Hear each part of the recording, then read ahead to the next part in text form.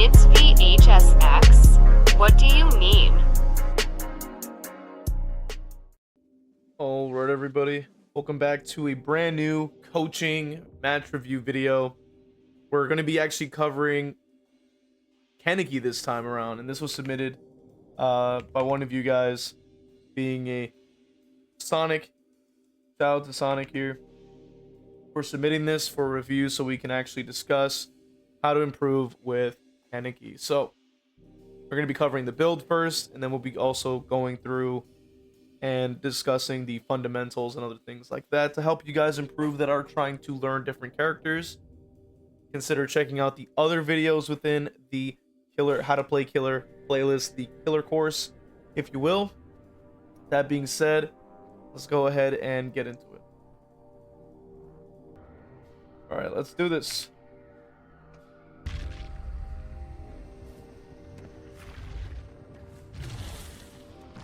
So right off the bat, one thing I'm going to say right off the bat, I always mention this in a lot of videos or a lot of things. If possible, raise up that field of view, bro. Raise it up. Because I think we're sitting at like a 90 FOV, so Kaneki's hand is like right up against like your nose, you know what I'm saying, if you're looking at the screen type stuff.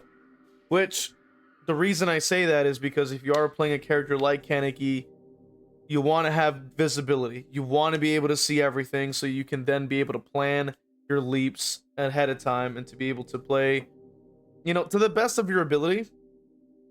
Now, see, we're running the an interesting bit of slowdown here. We have Pain Res, Dead Man's Eruption, Nowhere to Hide. Not a bad build at all with Coffee and the Centipede.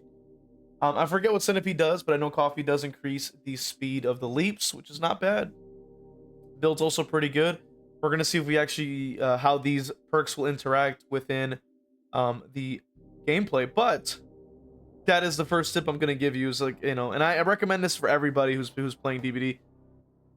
You know, raising up your FOV to, like, you know, higher levels. I usually recommend like 103, 100, or maybe like 90 something or more, you know what I mean? Well, I guess 90 might be the default, but you get the point. You know, I usually try to go for the highest, especially with mobility killers, so that you can actually see a lot better. Just overall.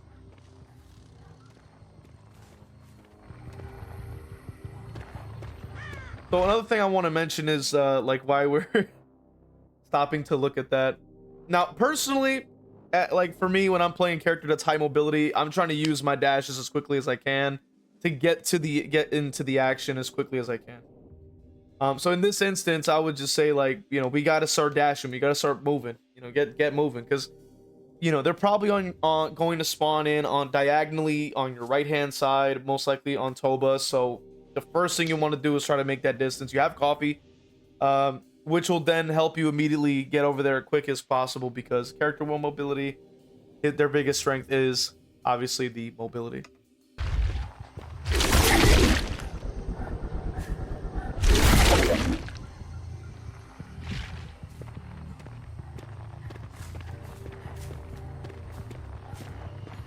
So we are taking time out to like look at the collision, which is it's a nitpick, but still, like, those extra seconds you do to stop and look at something and stop and then look at something else is seconds that pass that the gen gets done, that they run somewhere else, that they hear your terror radius and make distance. Like, these are small little things that on paper mean nothing, but like when you compound them overall, you'll go, okay, that's 2 seconds here, 2 seconds there, 2 seconds here, 2 seconds there. That's 2, 4, 6, 8, like 10 seconds you just lost from the match that could have easily been dedicated to getting a down or getting an injury or getting something set up.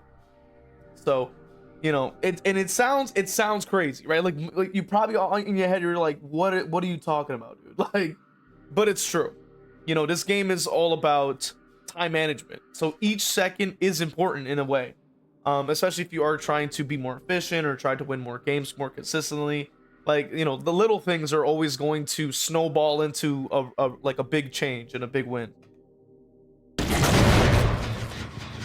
So very good there. We seems like we're getting a pretty good M1 off the bat.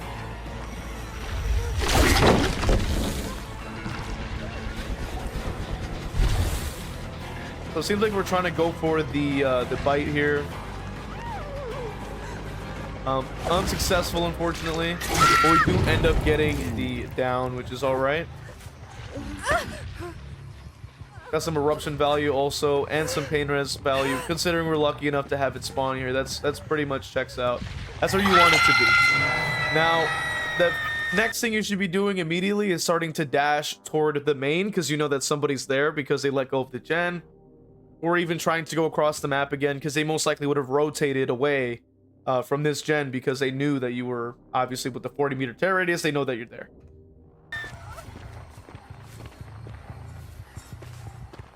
So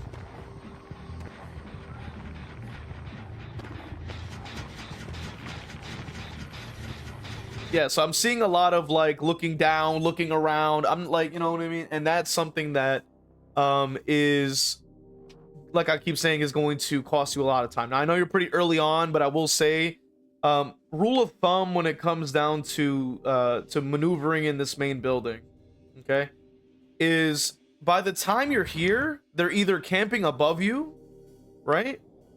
I'll show you right here from over this position.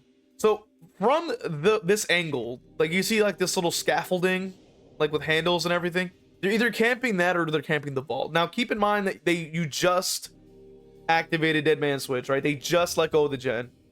Chances are they probably already left because of the mere fact that your tear radius is like 40 meters, right? So you just hooked right next to main. They probably have a little bit of music, or they even see you walking towards main. They're already gone. So checking like 2-3 times everywhere is not going to be super efficient for you, and you're going to take up a lot of time to do that. So I would highly recommend just like you look quick, keep moving. You know what I mean? Look quick, keep moving, because you don't have a lot of time. And especially here, like all you have to do is stand here, basically right here. Look left, look right, no one's there. Okay, go back down like that. All you have to do. But because you got up, started looking around, look down at the floor, then look back, like that's extra time that they just made, an extra distance that they made. So that's something you got to keep in mind. You got to keep in mind. Try to move quick. Try to move quick. You know what I mean? Especially because you have a character that moves very fast, so like you have that advantage. You gotta, like, your tracking was a little bit off there.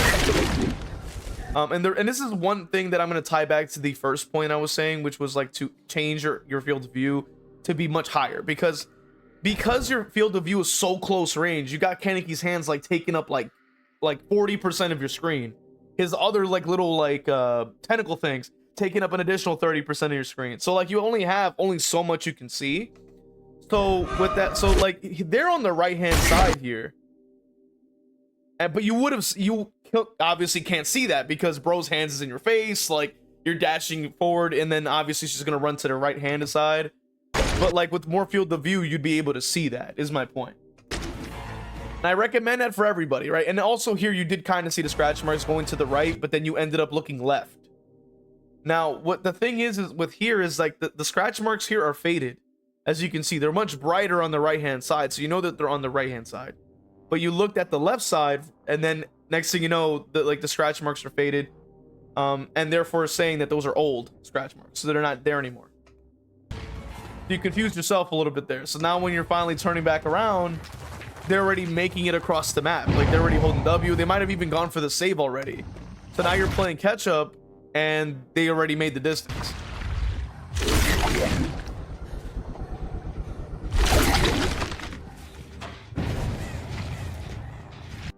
Now you're stopping to apply eruption, which is understandable, but keep in mind that you already like lost a lot of distance as it was from that misplacement of scratch marks in view and all that kind of stuff.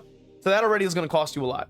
Then this gen has less than like what, 3% or something. So you're trying to apply eruption to something that has no progress regardless. Nobody's going to go to this gen pretty much in the near future, like pretty much nobody.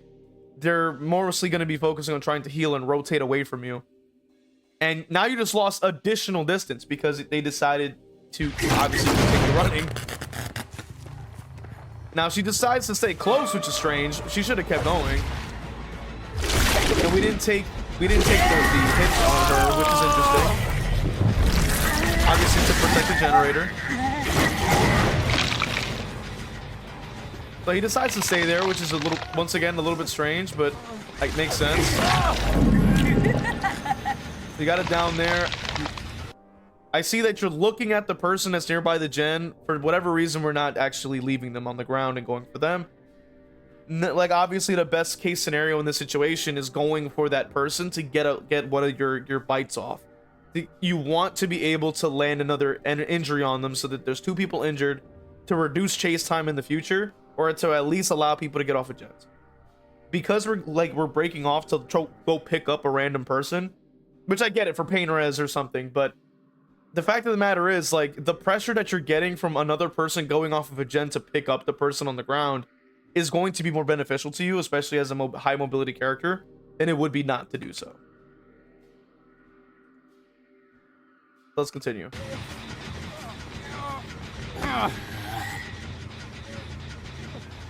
So now we're stopping for pain res, and then they come back and start have a very good chance of tapping the gen, which will then start racking up your gen defense counter mechanic that they have in place. So obviously eruption is going to cost you 2 kicks per use, right? Because 1 kick from actually applying eruption, the second kick is from it actually exploding. So you're actually only getting about, I would say 3, like maybe 4 uses out of it before the gen is completely unable to be regressed. So you kind of have to manage around that a little bit. And in this instance, obviously, you know, it makes sense to apply the eruption or whatever have you. It's still regressing. It would be more beneficial to let it regress, go for the person, maybe get a bite off. They are running the shack, so maybe come back. There might be another person trying to pick up. You potentially could bite them as well. And then you continue to have 2 or 3 people with status effects on that allow you to continue using your 3 leaves. So that in general, that's more beneficial to you than it is to go for the fresh pickup on a pain res.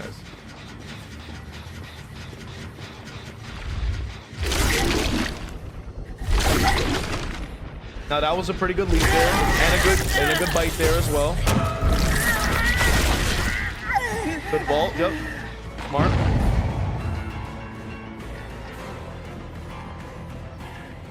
You definitely have to work on your tracking. It seems like you get a little bit disoriented when you're in chase. I think if you canceled sooner, you had the right idea, right? You're trying to body block the area here. That makes complete sense. But the thing is, right, because you decided to stop and get disoriented, right? Because right here, you stopped and like started swinging around and you got confused. That is what cost you the time, right? Because while you're trying to figure out where to go, she's already like, all right, window, and then already goes into it, right? So because of that extra 2 seconds you took to like look here, look over there, by the time you reach it, and she just vaults right through you. But if you were able to already be launching yourself toward the window and then canceling, she would have to then try to rotate back around the right hand side of that window, and she would have gone down. But because you had hesitated, it costs you a lot. Now this ties back into the field of view thing too, because I think if your field of view was much higher, you might not be as disoriented because you can see more on your screen, and therefore you're less surprised with the movement and the things like that.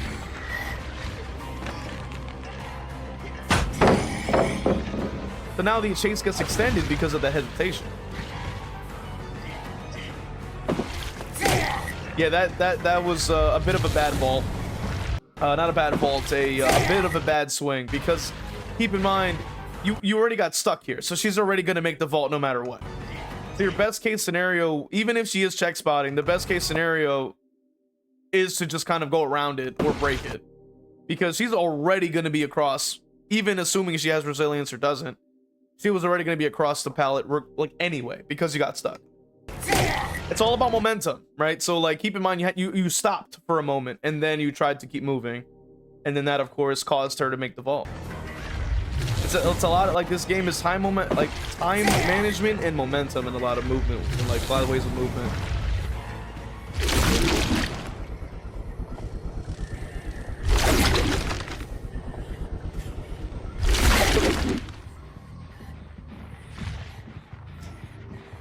I would have said, at least in this situation, to cancel.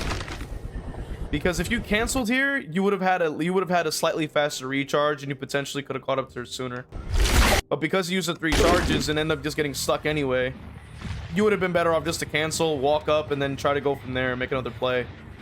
Which in this instance you can see, which this is why once again I say the field of view, like field of view increase, because when you're walking up here, notice that you can't even see the right hand side. You see, you can't even see the right hand side of the screen because the field of view is so low. I'm not saying that you're going to be able to see it every single time per se, right? But it takes much less, because I'm pretty sure maybe somebody was up here and you might have been able to see them without kicking the gen, right? Now, obviously you're kicking it for eruption regardless, but yeah. Now you obviously have nowhere to hide here, so you're able to at least get some value here. He does use sprint burst, it's fine. Now this area is relatively playable. Okay, I see what you're trying to do here. You're trying to do that thing where like you look with the red stain and then it throws them off, but it doesn't work in this instance. She can see you clear as day. In her perspective, she's in third person, so she sees you the whole time. Like you're not really like using any red stain mind games, because she still sees you. Like from where she's at, this entire side on the right, on your right hand, she can see all of you. Like you're like you know, Kaneki is pretty wide, like, so he's not exactly going to be hidden behind this like this stone, you know what I mean? So she sees you clear as day. It's not going to throw her off. And when you're trying to mind game this, what you want them to try to do is vault it, so you can try to go around on the sides of the window to get the M1. And with what she's doing, she just sees you. She's just like, all right, I'm just gonna go around, because from there she's looking back at you. The David's over there by main right now. You see what I mean? Like you stopped and did that, so she goes, all right, I'm just gonna vault, because she's mind gaming, and then you lose distance, and then she gets the pallet. Now you can vault over it, and you actually do make it, which is surprising. That doesn't always happen, but I think the tile was small enough that you were able to do that. So good job. Now she doesn't have a pain. She hasn't been used for pain res yet, so that makes sense to go for that.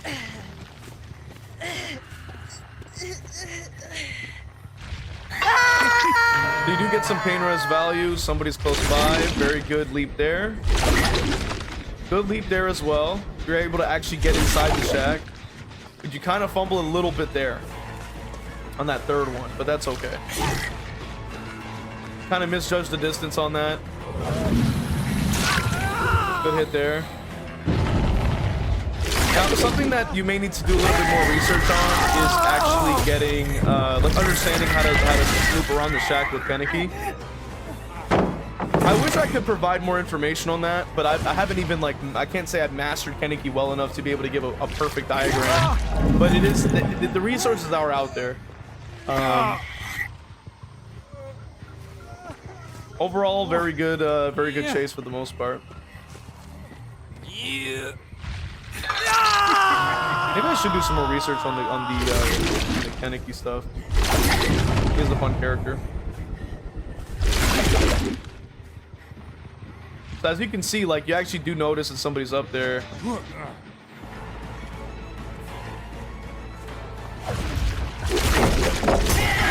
Surprisingly, that worked. I don't know if that was a bug or like what happened there, but that managed to land. The good job if that's like just a thing you can do.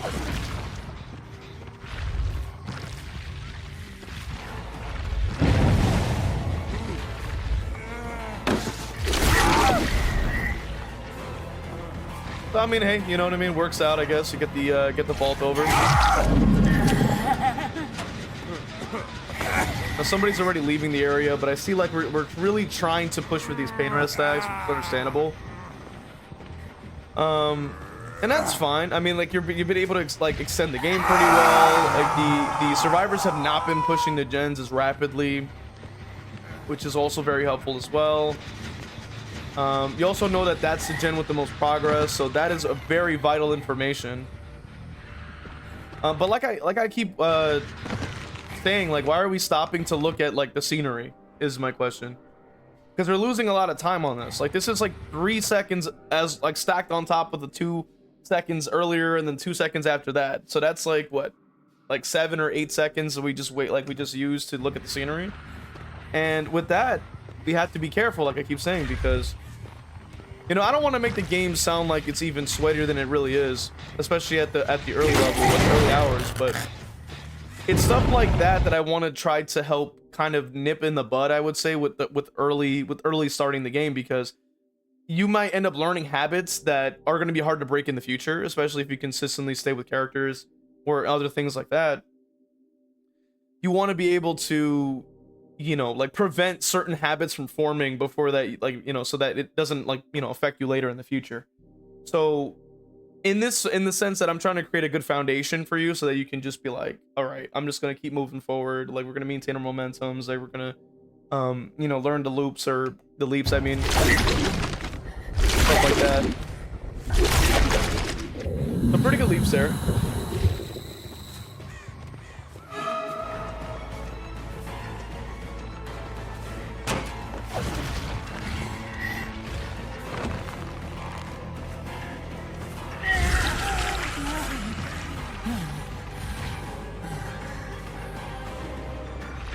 Okay. So I see we could have had the bite there. I think that might have just been a bit of bad reaction time, potentially, because you did actually have a chance to land the attack.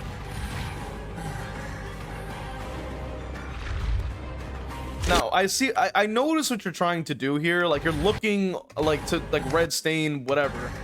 But the thing is that I think you're not, like, you're not maintaining enough momentum when you're doing so to make it look believable. Because if you're just, like, kind of just looking side to side, like, that doesn't necessarily, you know, give them the impression that you're really going in a direction. And the whole point of the mind game is to get them to make a mistake and go towards where you're going. So that's what the red stain thing is for. So it's better, I would say, to look one way while walking back, or like walking, like, say, look left, walk right, or look right, walk left, like, you know, that kind of thing, to try to bait them into sort of running into you, essentially, is the point. Because keep in mind, if they're trying to check spot, usually they're going to be going off of the red stain to know where you're going next. And if they're trying to move quick on their feet, they're probably going to try to make a read, and then that'll make the mistake. Now, Kaneki is a character that is capable of making cutoffs and body blocking certain pallets depending on how you leap into it, which does take time and practice. And it just comes with, like, just, I think, over time, just like playing the character, trying to experiment, I would say, with different leaps, trying different heights with your leaps as well, like trying that as well to see where everything lands, where you go, and then be able to implement that information into, you know, the loops and things like that, which, I mean, that is obtained through just over time if you decide to continue with the character. I use my experience with Billy as an example. Like, it took a lot of time and practice for me to understand, like, when to curve and how to curve and things like that. So I apply this in this situation where you just kind of have to dive in and just kind of experiment, and it's okay to lose games for the sake of learning at the end of the day. So right here was a pretty good leap here. Right now, the problem is that there was a frame there that you could have landed the bite attack. So you kind of miss it there, which, I mean, hey, it was like about a frame or two, so I don't expect it to be like inhuman reaction times or anything like that, but it was there, you know.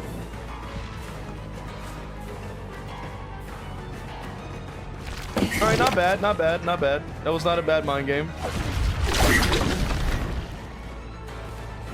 Okay, yeah.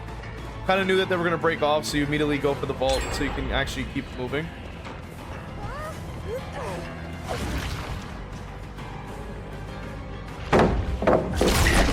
Yeah, we're doing a lot of the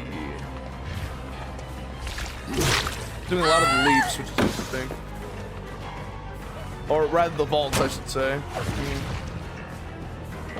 Now, right now, you kind of have to break a pallet. In a lot of ways, I would usually say to leave pallets up, or rather, yeah, leave the pallet there, usually in some instances, depending on the character.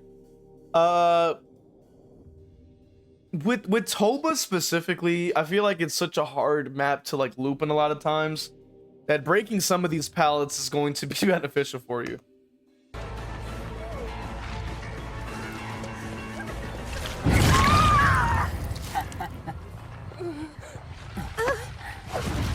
Now, one thing I will mention though is that you're at 3 gens and no one is dead, and that's something that I usually have as a rule of thumb if you are trying to actually win your games. And it's a very important distinction. Like, you know, if you're trying to win more consistently, then obviously there are a couple things that need to be taken into account or factored in.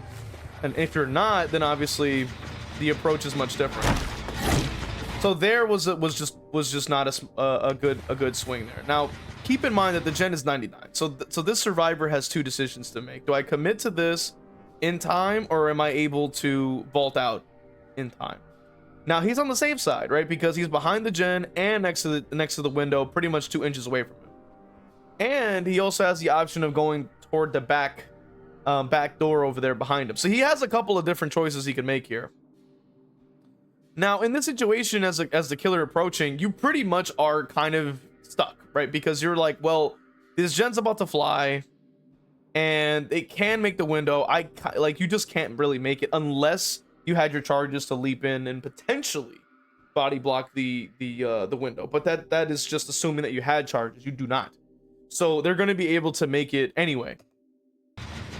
So from this situation, you already see, by the time you pass the pallet, he's already out the window. So at that point, the better thing to do, just hit the gen, because you have eruption, you have nowhere to hide, so you're going to see where he's going.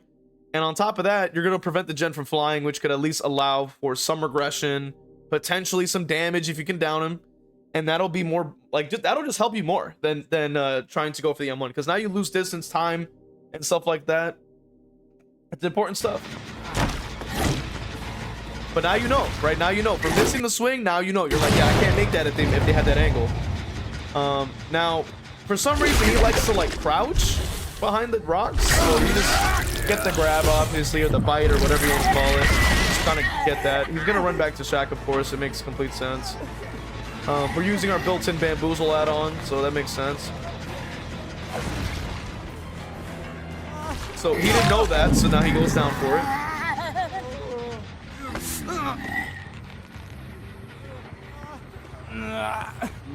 So yeah, I mean, so far so good. I mean, there's nothing really wrong with it.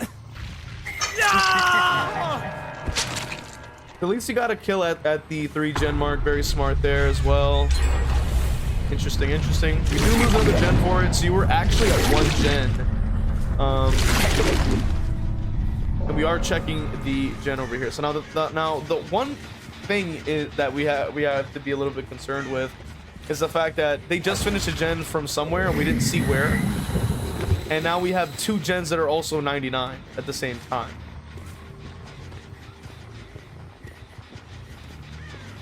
Now, one thing that we'll say, like, from the bat, which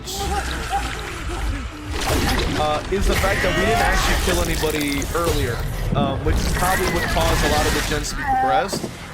On top of the fact that we're not looking for Claude, because we kind of need Claude to be dead in order for at least to be able to scrape up a tie, potentially a win here. But those are things that kind of come with the territory. And Kaneki being an 8-tier killer is, which I wasn't really sure what that final grab was for. I guess it was just to prevent the vault, which is not horrible. Okay, why are we not breaking Shack? I've seen other people do this too. Why are we not breaking Shack?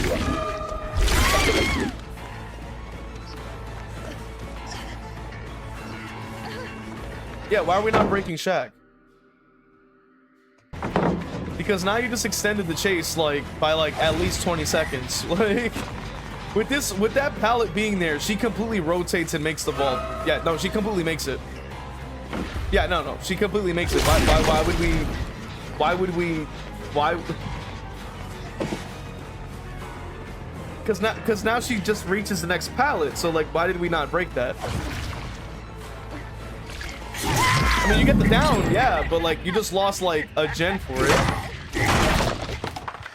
And she's not even on death hook, by the way. So you took a lot of time to get Shack pallet down, to not even break it, and then to fresh hook, second hook somebody who isn't even dead.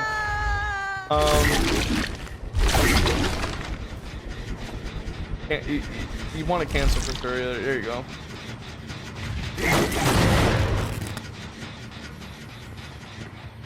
Yeah, okay. The spread of the gens is not great either, but you do have some mobility, so like that's not bad.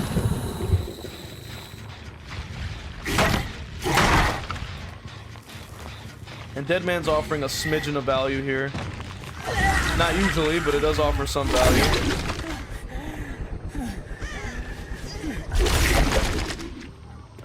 So one thing I will say to make it sort of a habit is to try to just cancel early in order to get your recharge going a little bit sooner, because a lot of the time you're using your last leap and it gives you no distance, and then you end up having to recharge a full 3 charge instead of recharging 2, which is just a habit that I would recommend to learn.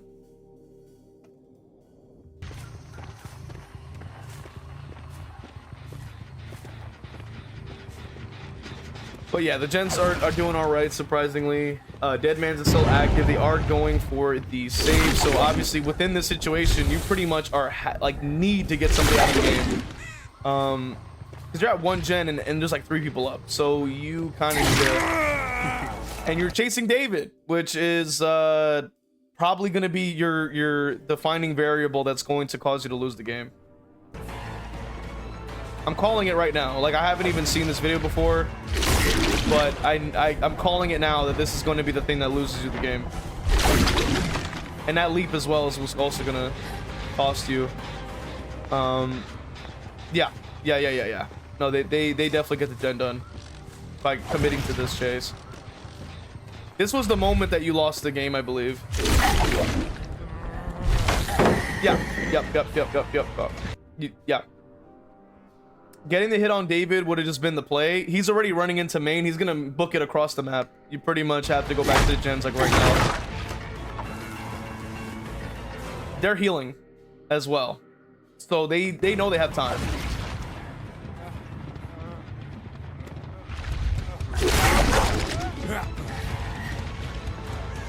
That was also just like, I think it's this is something I see a particular Ghoul main creator do a lot of, and it's a lot of the vaulting thing with that Kanekis do.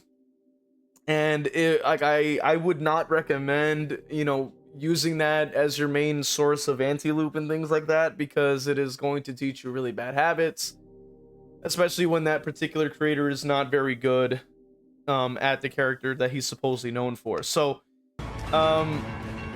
definitely want to nip that as well. Like, just try not to constantly go for that grab vault like over and over and over, because you know that right there is obviously going to, you know, cost you a lot as well. Now, like I said, and I called this even before we even heard the last gen go off, that chase with David was the defining thing that cost you the game toward the very end. Now, keep in mind that nobody was dead around like the 3 gen mark / 1 gen mark, because 3 gens were 99 almost, and there were 1, 2, 3 people death hook. You finally killed one of them, and then that's when they ended up finishing the gen.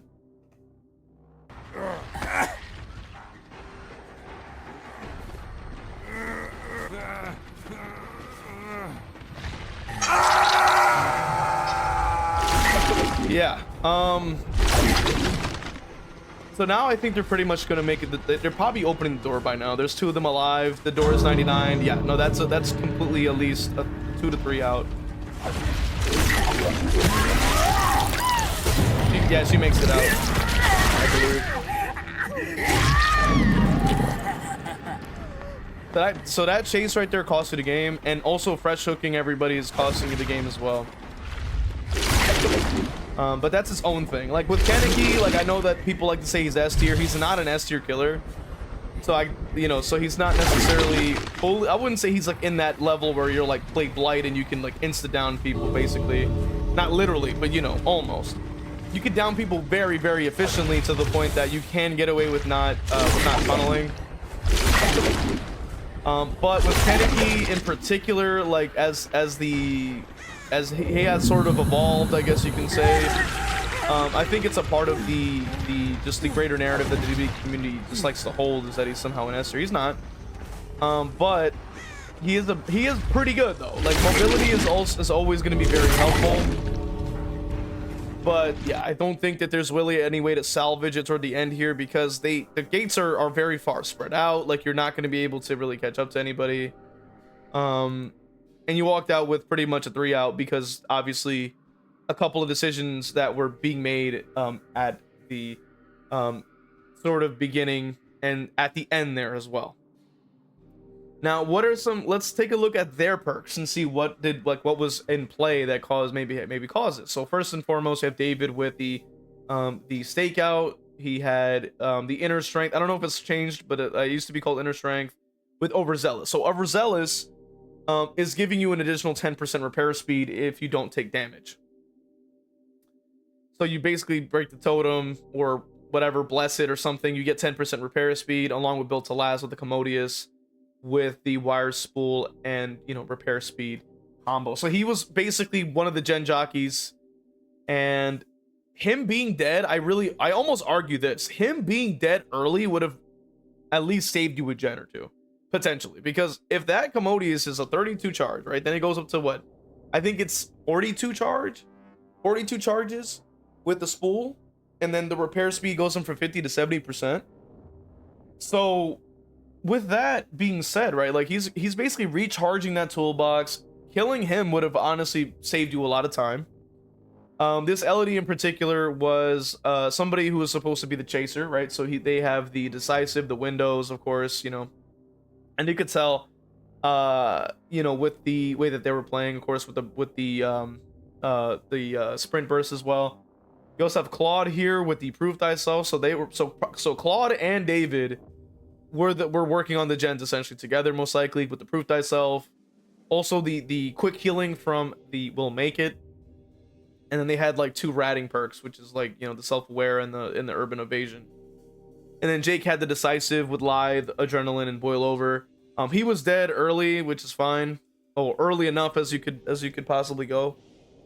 But yeah, the final takeaways is obviously, you know, the point that I made very early on, which was like, you know, I would adjust your settings to increase the field of view, especially with characters that have high mobility, because when you are moving around like that and your character is like essentially blocking your screen with their hands or their arms or whatever it is that they may be, you know, attached to their freaking bodies, blocking the screen, you're not going to be able to see it very well. And that's going to be, you know, important.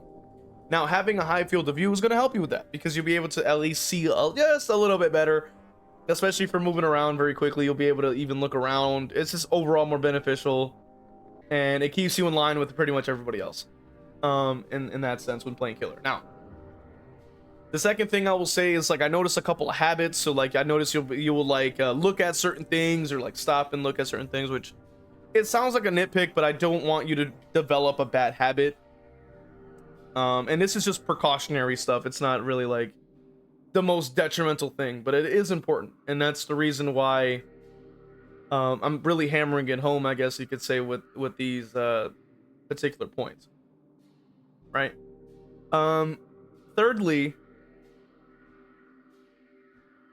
I would definitely work on, you know, knowing what pallets to break, because that's also going to be costing you a lot of additional time and chase. I understand that there's certain, you know, players with big followings that like to, you know, play Kaneki and vault over everything and stuff like that, and not actually play the tiles. And I mean, it may work in some instances, but it's definitely not the most reliable way to counter pallets. Now, in some instances, it works, of course. Like, and it really takes the takeaway from that, obviously, is you want to kind of know when is the right moment to do so, but most of the time you want to get rid of some pallets, for sure. And the add-on choice, I would say you really didn't get a lot of value from Centipede. I would honestly argue that maybe trying a different one, maybe like I think it's the satchel that increases your movement as well within the leaps and stuff like that. That could be pretty helpful for you, among other add-ons.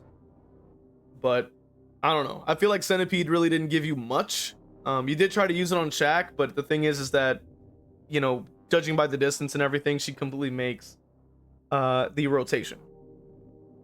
and because you vaulted, you had to deal with the recharge. So you would have never caught up to her unless you had leaps, and even then, you would have needed more, experience to be able to counteract that. But yeah, hopefully this has been helpful. I feel like I had a lot to say, and for anybody who's learning Kaneki, maybe you can also learn from this as well. Consider watching the other videos if necessary within the killer guide, killer course tier list, and how to not tier list playlist, and how to play killer if you need it. But obviously this was the Kaneki particular review. So appreciate you guys for watching, and I'll see you guys in the next killer guide.